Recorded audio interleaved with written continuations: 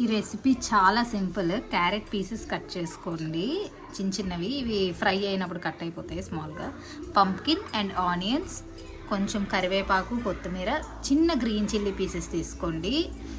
ఇది చూసారు కదా సోయా గ్రాన్యూల్స్, మనకి సోయా ఇలా కూడా దొరుకుతుంది.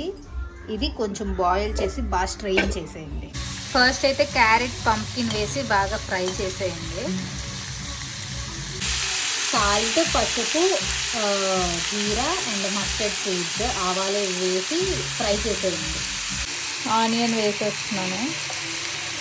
గ్రీన్ చిల్లీ కూడా చిన్న చిన్న పీసెస్ ఉన్నాయి చూడండి. కరివేపాకు, కొత్తిమీర కూడా యాడ్ చేస్తున్నాం. యాడ్ చేసి బాగా మిక్స్ చేసుకున్నాం. కొంచెం అలా మిక్స్ అయితే అప్పుడు మనం లిడ్ పెడితే అది కుక్ అవుతుంది అన్నమాట. ఇక్కడ ఈ సోయాది ప్రెస్ చేస్తే మనకు వాటర్ అంతా స్ట్రెయిన్ అయిపోతుంది. సోయా కూడా వేసేస్తున్నాను. కారం యాడ్ చేశాను. మనకి స్పైసీగా ఉండాలి కదా. గ్రీన్ చిల్లీ ఎక్కువ వేసుకుంటే కారం యాడ్ చేయక్కర్లేదు. గ్రీన్ చిల్లీ కొంచెం అండ్ కారం కొంచెం. సో ప్రిపేర్ అయిపోయింది. మరీ ఎక్కువగా యాక్చువల్లీ ఈ వెజిటేబుల్స్ అనేవి మరీ టూ మచ్గా కుక్ చేసేయకూడదు. సో టేస్ట్ చూద్దాం. బాగుంది. మీరు కూడా ఈ రెసిపీ ట్రై చేయండి, మీకు పక్కాగా నచ్చుతుంది.